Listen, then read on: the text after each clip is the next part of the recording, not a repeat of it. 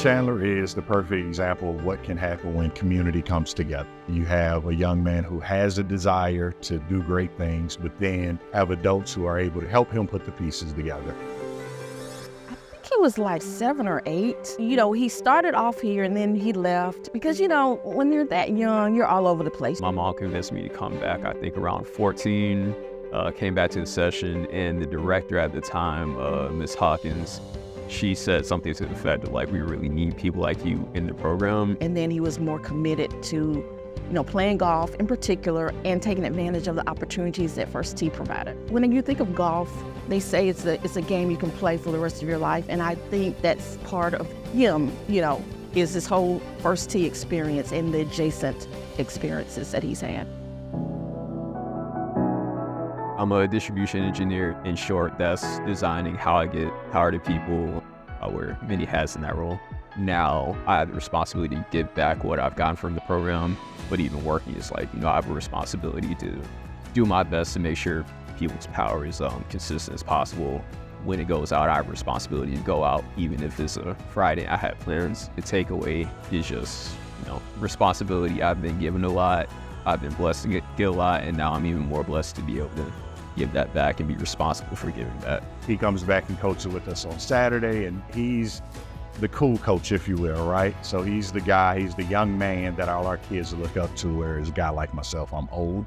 But Chandler is the new hot thing on the block, but the thing about it is he's someone who's gone through the program, so he can sit and talk about what it was like when he was that age and what he went through and how those things affected him and how maybe what a young person might not be putting the dots together with at the time, he has the ability to really bring it back into real life situations. And he's just a shining example of what this program is really all about when we all get behind our young people, push them in the right direction.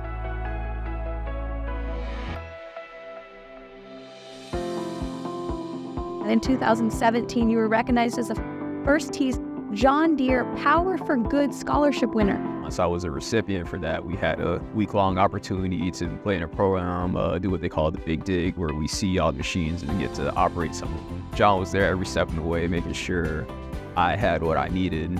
And the story that I like to tell is he came up to me one time and was like, "Hey, is there anything else I could do for you?" I was going into tech for my freshman year, so everyone was looking for an internship. I know John Deere very good with mechanical engineering, machinery, so I kind of asked just, what about opportunities that we may have at John Deere? Can we explore those together?